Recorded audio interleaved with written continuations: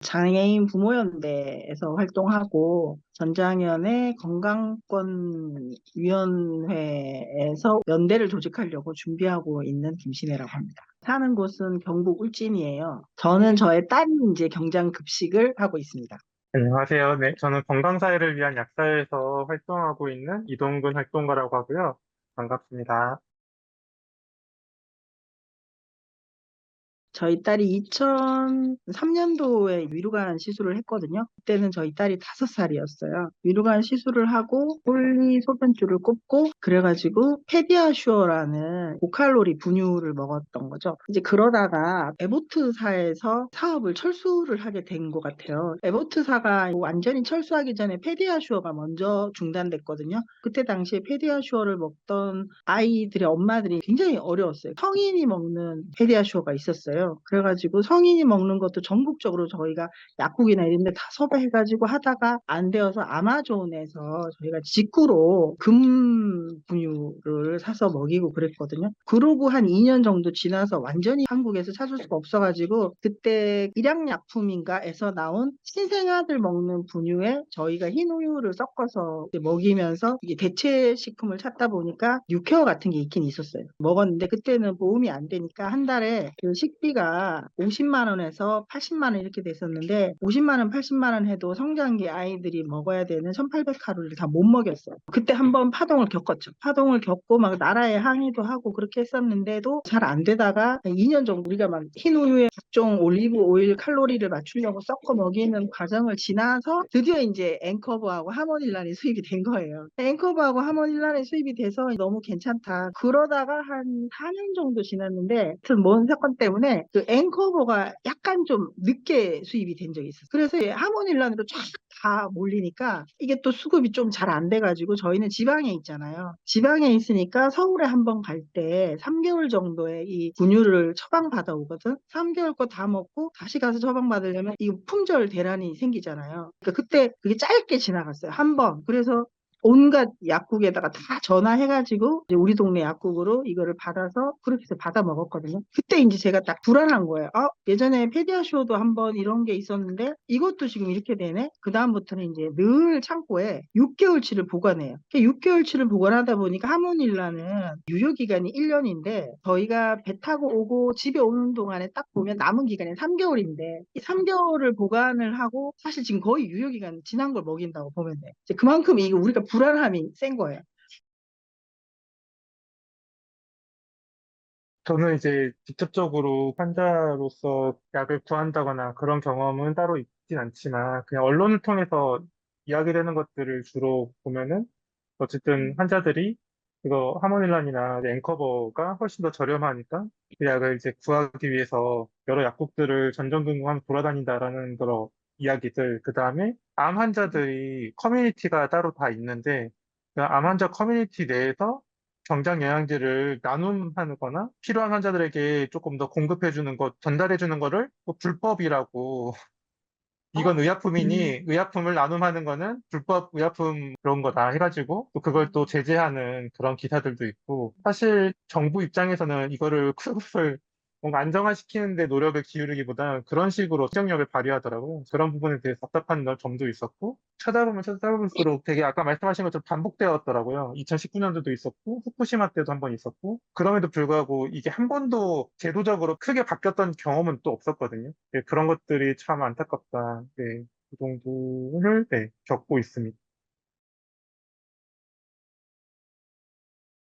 우선은 경정영양제가 공급 안정화하기 되게 힘든 제품이긴 해요. 살펴보면은. 이게 제품이 성분이 2, 30개 이렇게 들어가 있거든요. 그 다 주성분이에요. 사실상 30개를 원료를 다 공급이 안정화돼야지 하나의 제품이 나오는 거거든요. 그러다 보니까 하나당 수급이 불안정해도 이 약 전체가 공급 생산이 일정이 차질이 빚어지는 사건이라서 원료 공장이 여러 군데 있을 거 아니에요. 그중에서 한 공장만 문제가 생겨도 삐거덕 거리는 거거든요. 그러다 보니까 미국에서도 이 경정영양제 관련된 공급 이슈가 몇 번 있긴 하더라고요. 일본에서는 후쿠시마 지진 때 관련된 공장이 파괴가 됐어요. 그러면서 수급 불안정의 원인이 되기도 하고요. 또 하나는 공급하는 회사가 우리나라는 두 개잖아요. 이렇게 수급 불안정한 약을 단 두 개 회사만 공급을 하다 보니까 당연히 그 두 개 회사가 최선을 다해서 공급을 하더라도 이게 어쩔 수 없이 당연히 공급 불안정이 생기는 거는 너무나 눈에 뻔한 내용인데 그것에 대한 정부에서의 특별한 조치를 십수년 동안 하지 않았다.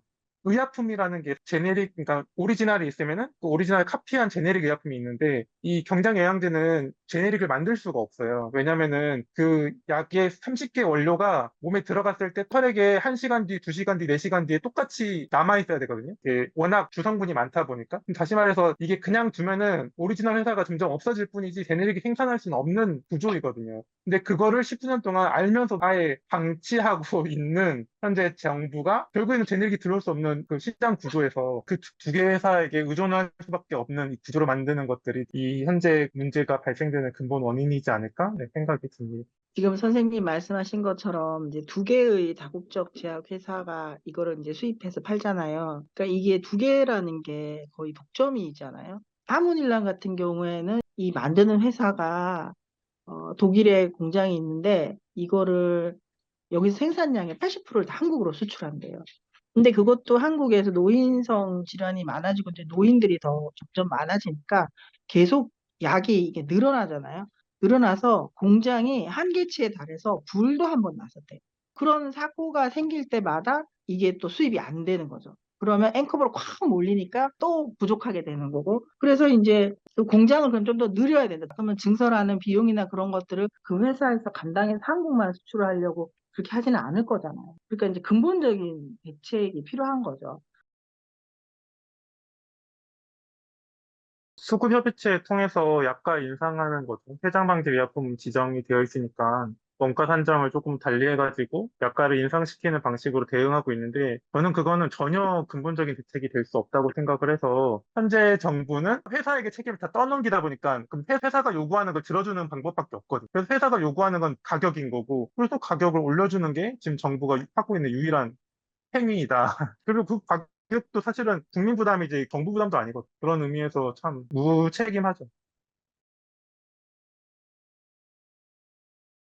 네, 국가적인 재난 상황이나 무슨 이런 상황이 됐을 때 긴급하게 뉴케어나 당뇨식이나 한국에서 만들 수 있는 일반 식품 영양식으로 된 거를 지원하든지 또는 국가가 충분한 비축을 갖고 있다가 그때는 위로관을 갖고 있는 사람들에게 우선적으로 이것을 먹게 한다든지 재난 상황이나 수급 불안정 상황일 때 그런 지침 우선적으로 국가가 좀 관리하는 지침 두 번째는 정부가 이 문제에 적극 해결하고 이게 큰 이슈구나 라는 걸 이제 알아채야 된다.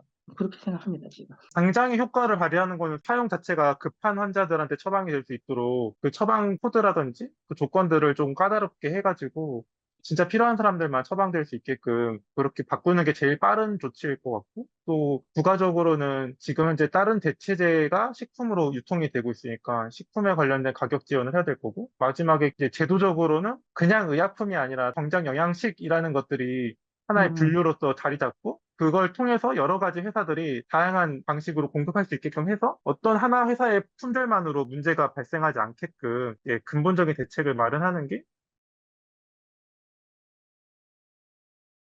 일단 제가 말씀드리면 그냥 시민단체인데 보건의료계 전문단체니까 기본적으로 국가의 수많은 이슈들 중에서 지금은 소수이지만 되게 앞으로 늘어날 확률이 있고 이 문제를 중요하게 다뤄야 된다라는 목소리를 높여야 되는 것 하나 하고요.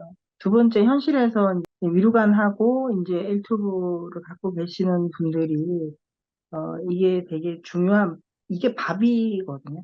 이걸 끊기면 굶는 건데, 이 문제에 대해서 중요하게 생각해야 되는 거예요. 생활이라서 부족하다 그러면 우리 딸이 1800칼로리를 먹는데 줄이죠. 1200칼로리로. 강제 굶기가 되는 건데요. 자기는 의사표현을 1도 할 수 없어요. 1도 의사표현을 할 수 없고 그냥 우리가 외부에서 적게 주는 거죠. 그러면 이 몸의 상태는 이 사람의 삶과도 연결이 돼요. 외부의 환경 때문에 이 사람이 강제로 굶어야 된다라는 사실이에요, 이게. 이건 매우 중요한 거고 부모 입장에서는 가슴 아프고요.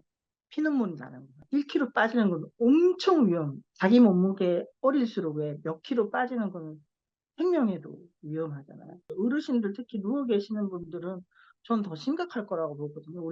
자기의 의견을 말하지 못하는 이런 사람들이 외부의 환경에 의해서 한 사람이 강제로 굶게 되는 이걸 겪게 하는 건 얼마나 비인간적이고 비윤리적이고 비의료적인가에 좀 목소리를 좀 전문가 집단에서 내주시면 이제 우리 같은 데서 조금 힘도 나고 위로도 되고 정부는 조금 더 귀담아 들을 수도 있는 거죠.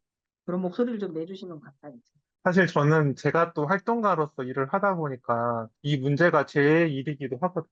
그래서 건강세상 네트워크에다가 어떤 역할을 부탁하기를 생각하기보다는 제가 뭘 해야 될지를 고민하는 게 더 먼저인 것 같아가지고 오늘 들으면서 인권적인 측면에서도 이거는 진짜로 너무 심각한 그런 방치 상태에 놓여 있다는 것들을 조금 느껴가지고 이런 것들을 건강세상 네트워크도 더 관심을 가져주시고 함께 해주시면 좋겠다 이 정도? 네, 생각이 드네요.